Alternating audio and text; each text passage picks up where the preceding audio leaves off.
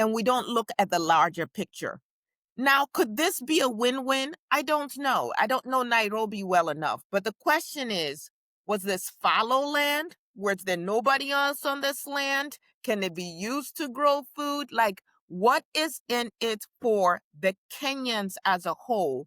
Not a handful of Kenyan officials or elites who are going to get nicely rewarded for smoothing the way for the UN to unpack a lot of debts that they would have had otherwise if they stayed in larger cities and then to come here. Are they paying taxes? Like, what is the long-term benefits to us? And those are questions that all too often we're not asking. Will they be funding public schools as a whole, or again just building their own private enclaves and nothing changes? If anything, things get worse for the haves and the have-nots. So what comes to mind right now is like a plantation system, and you have master and a few servants, Of course. and then everybody else is toiling in the fields if they're lucky.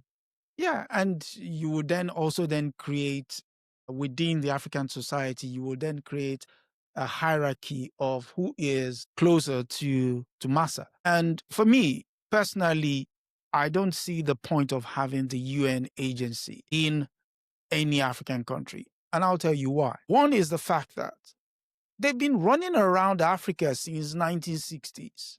In fact, the longest serving peacekeeping force is in Congo. And I don't know how much peace they've kept. I mean, there you go. Thomas Sankara posed the question. He said, you guys have been, and this was in 1984. He posed the question, you guys have been here since the 1960s. Show me one successful African country that has bought into your programs. And when you mention Ayikwe Ama in the resolutionaries, he also points out to that they bring all this copy and paste problems using black faces to sell them to our people, knowing fully well they know from day one it's not going to work, but it's a way of paying their academicians to sort of go out and use Africa as a test tube for all of their wild and myriad of ideas that they probably won't be able to, put out in the Western sphere. And he said, show me one successful country. If you do, then I'll probably buy into it. Otherwise, move over and let's get on with it. So for me, when I read the story, I was like, first and foremost, you're going to create more problems. Kenya is already Nairobi is already overcrowded. No, forget So even Nairobi. somebody's going to be pushed out. Forget even Nairobi. It's basically like Kenya itself is an open colonial sore. And you know what I mean by that? They've got a settler colonial problem. Now So now we're going to bring in more settlers. Exactly. So now you're going to While you're kicking us out of all your countries across the globe. Yeah. There you go. And they'll bring in their surveillance, and they'll bring in their peacekeeping forces and so on and so forth. Yes. Exactly. So, like you said, people sometimes they just embrace all these ideas that they think, oh, because the white man's ice is colder, I should, buy into it. And then you will have people that look like you and I. People that look like you and I becoming the face of what is going to sell this problem to us. Because this is a problem. Nairobi has its own issues.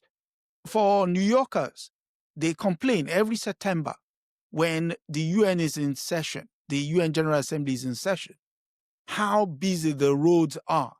Now imagine you transferring that to a country or to Nairobi that doesn't have the kind of laid out roads that New York has.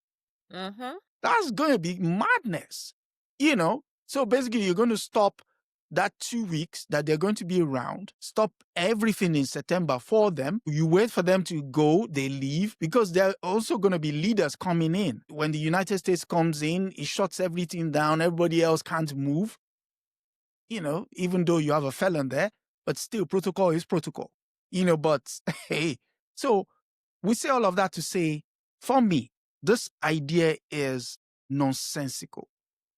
The idea that somebody even thought it's a worthy idea to go and sell to their people without actually Well, understanding.